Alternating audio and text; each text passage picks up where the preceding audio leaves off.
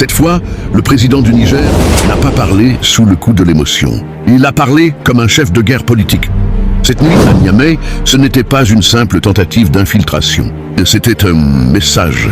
Et la réponse du président en est un autre, beaucoup plus lourd. Quand il cite nommément Emmanuel Macron, Patrice Talon et Alassane Ouattara, ce n'est ni un hasard, ni une provocation gratuite.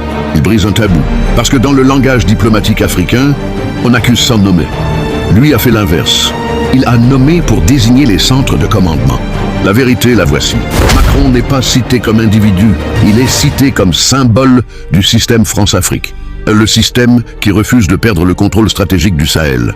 Uranium, route militaire, influence politique. Patrice Talon et Alassane Ouattara ne sont pas cités comme chefs d'État africains. Ils sont cités comme relais régionaux, des plateformes politiques, logistiques et diplomatiques, par lesquelles le pression, les financements et les mercenaires transitent.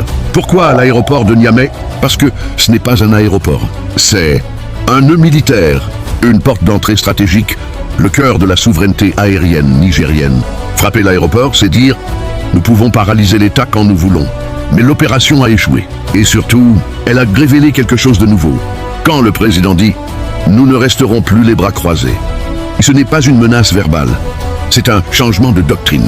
Jusqu'ici, l'AES subissait sanctions, déstabilisation, pressions indirectes. À partir de maintenant, le message est clair. La riposte ne sera plus seulement défensive.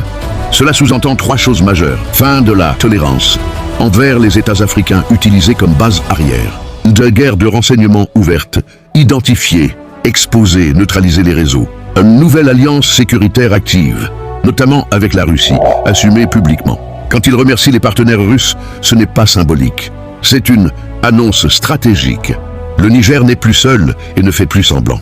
La question n'est donc plus qui a tenté de déstabiliser le Niger. La question est jusqu'où l'AES est prête à aller pour empêcher qu'on la détruise. Et ça, beaucoup à Paris, Abidjan et Cotonou ne s'attendaient pas à l'entendre. Pour voir ce que d'autres refusent de dire, abonnez-vous. Ici, on ne raconte pas l'histoire officielle. On décrypte le pouvoir réel,